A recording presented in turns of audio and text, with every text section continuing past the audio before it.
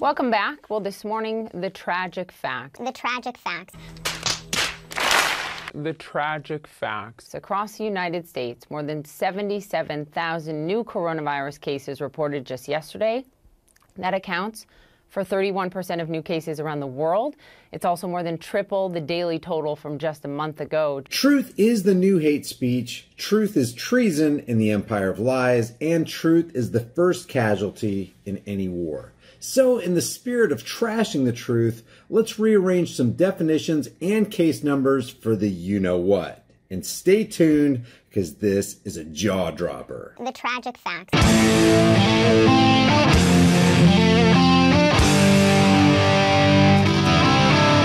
People ask how an old codger like me stays in shape. The fact is, 80% of being healthy is what you cram or don't cram into your pie hole. You've probably already heard of the ketogenic or keto diet. To sum it up, it's a high-fat, moderate-protein, low-carb diet that forces your body to burn fat rather than the glucose or simple sugars that so many people are addicted to.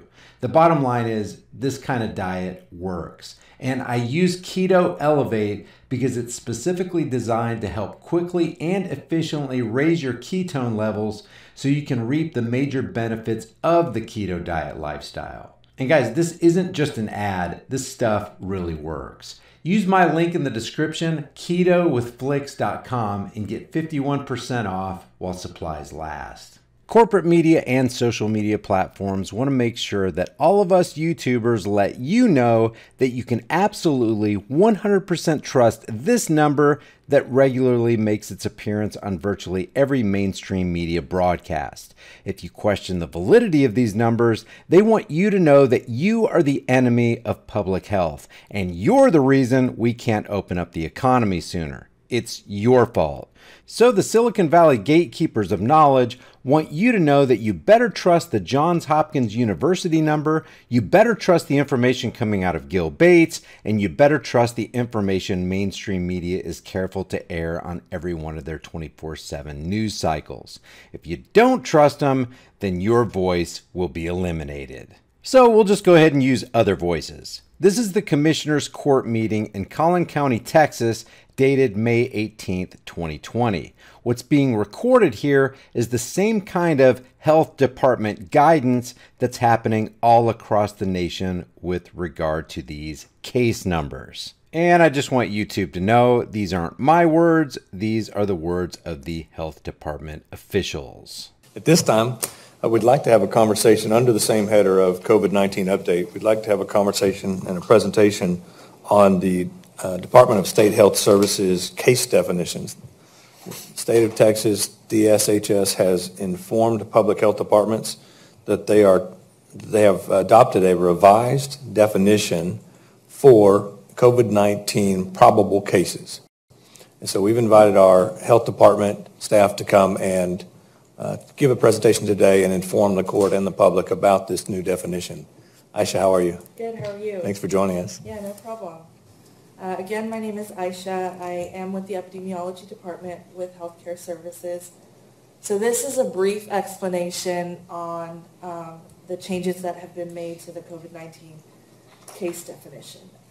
So this image here will show you the current case definition. So currently, a confirmed case of COVID-19 was considered confirmed if there was a positive PCR lab result for COVID-19. Meaning if they got the swab testing done and it came back positive, that would be what we counted as a case towards COVID-19. If you didn't have lab results, if you just had symptoms, we could not count you as a case. So regardless of the contact you may have had with a confirmed case or symptoms, if there was no testing, you were not counted as a case. So in this image, we have the confirmed case and their possible contacts. And the total cases out of this is only one. And then if we go to the next page, the new case definition. So for confirmed case, it stays the same. You still just need PCR. But now they've added a probable case definition. So that still gets counted towards the case count. It's different. It's not confirmed. It's probable, but it's still a case. meaning if you use another testing method, not PCR, and if you have close contact with a confirmed or probable case, and if you did that lab work that was not a PCR, you could be considered a case with or without symptoms. They also updated the definition for deaths related to COVID-19. Previously, prior to this definition, it was only if you had a positive PCR result that you would be counted as someone who died related to COVID-19. Now that lab testing is no longer required to be counted towards that. Wait a minute, you mean you can easily add to that cerveza bug death number like they did here? Good evening, I'm Luann Sorrell. We start with big breaking news tonight. Fox 35 questioning the coronavirus numbers. The tragic facts. The tragic facts. Across the United States, more than 77,000 new coronavirus cases reported just yesterday. And uncovering a shocking revelation. The tragic facts. A shocking revelation. A man dies in a motorcycle crash, but his death listed as a coronavirus death.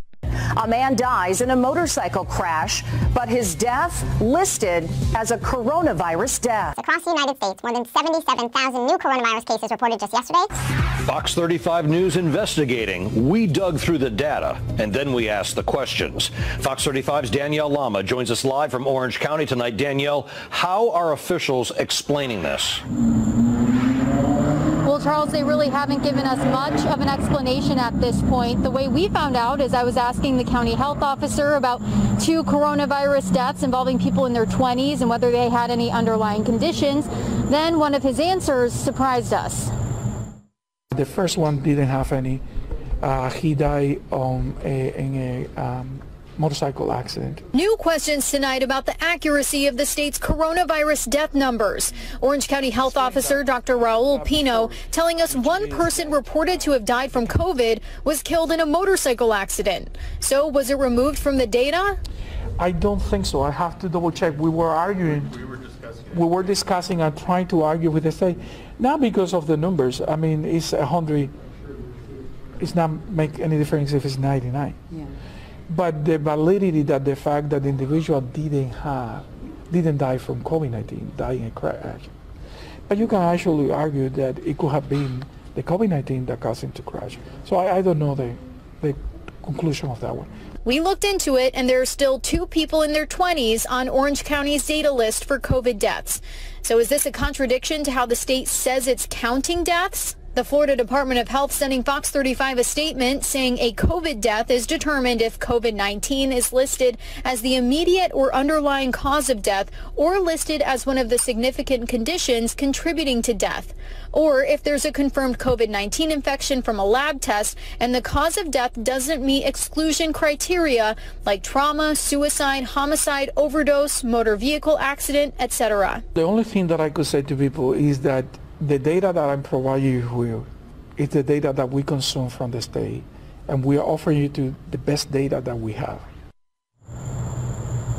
And Dr. Pino tells us that the medical examiner's office has to sign off on all COVID-19 deaths. We also reached out to that office and have not heard back.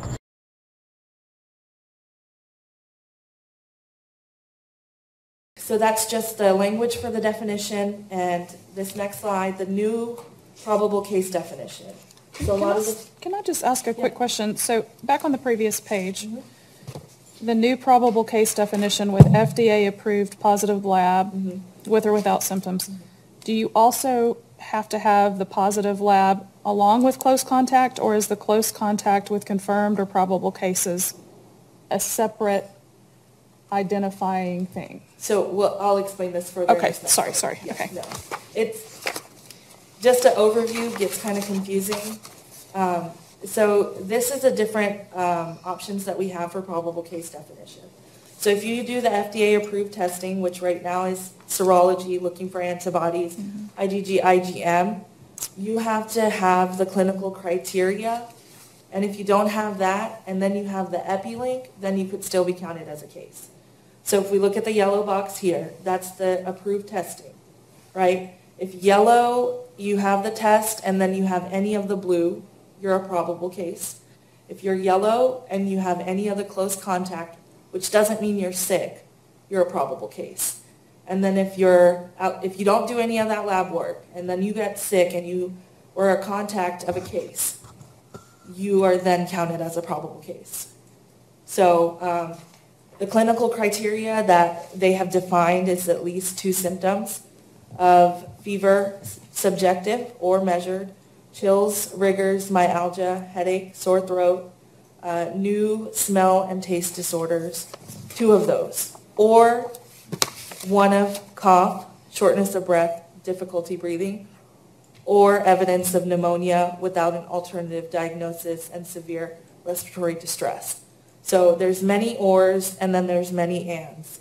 So in order to be counted as, to see if you meet the EpiLink definition, you have to be a close contact of someone who's a confirmed case of COVID-19 or a probable case, or you came to a location where it's endemic. Right now, Texas has stated that they are considering the state as an endemic area. So that means if I just went and got serology testing done with no symptoms and I was positive, whether it's saying that recent infection or current infection, my new antibodies, or it's like I've had them for a while, I would be counted as a probable case. So basically, these 3 boxes, you can be yellow and blue without green to be counted as probable, yellow and green without the blue, and then blue and green without the yellow. But for the blue and green, if you had contact, that has to be within 14 days. So let's say activity dies down, slows down, and we're not considered endemic. Then we need that 14-day. But right now, that 14-day doesn't matter. Moving forward, it may, when activity slows down. So at the end of this definition, there are 15 different options on how you could be classified as a probable case. Before we go into from the 15, you're talking about the expansions? Yeah. Is that what you're about to go into, the probable expansions? Or are you talking about the variables here? These variables, there's 15 ways to. Yeah, let's go into that then, and then we'll ask questions. Okay, so that same scenario, a little bit more extended. Now if we look at it with the new probable case definition, where some individuals had the FDA-approved testing of IgM, IgG, some individuals just had contact with someone who is classified as a COVID case, whether they are confirmed or probable. So at the end of this, based on this diagram and what they report, there's a total of 17 cases now. 1 is still only confirmed because that was that original index case who then had all these contacts underneath in orange. And all the rest of them became probable, but they are still considered a case. So. Very good. Thank you for that. Yeah. The death consideration is important as well. They've changed the definition there, or the requirements for a death from COVID. Do you have that slide with you today? Yes. You want to jump to that one and walk us through that? Okay, so based on this new definition for deaths related to COVID, so this white section here, the cause of death, is typically what we'll look at when, receiving anything from the ME's office to see how to classify that, if it will be related to a disease. So if they, report respiratory symptoms, never had a chance to do testing, if there was no testing done, you are not counted as a COVID-19 related death, whether you had close contact, whether you were in an endemic area. But now if they think that it's possibly related and they just list it as a cause, that will be counted. So no diagnostic testing is needed to be counted as a death. What the hell did you just say? So no diagnostic testing is needed to be counted as a death. Related to COVID. If the attending physician puts down COVID as the cause of death or a possible contributing factor of death, then that patient will be considered a COVID-related death. Without a test. That's right, with no antigen test, with no serological test, with no PCR test.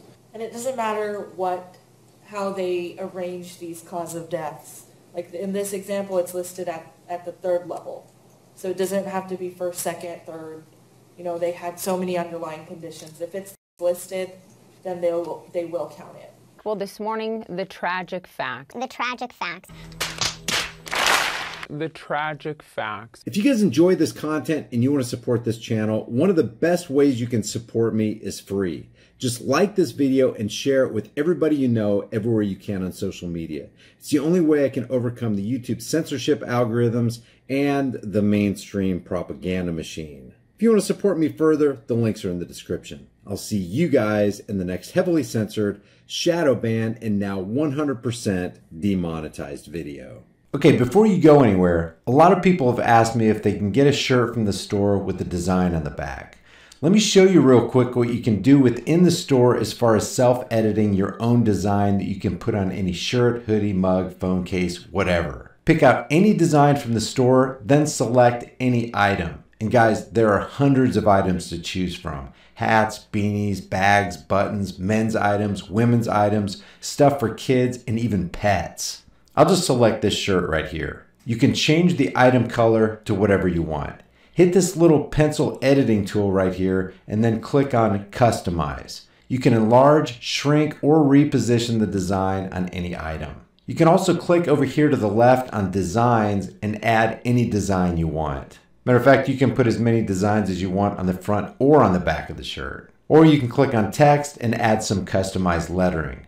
With the lettering, you can change the font color, increase the size, and you can even bend the text. And check this out. If you want a design or lettering on the back or on the sides, just click on where you want your design or text, click on the design or text tool, or you can even upload your own design. It only increases the price of the item a couple bucks. And you can do this on any item that you select. The store link is in the description and in the pinned comment. Your purchase gets you a kick-ass design and supports the channel while it helps me create more content. Leave your thoughts about this video for the world and the Google Thought Police in the comments section below.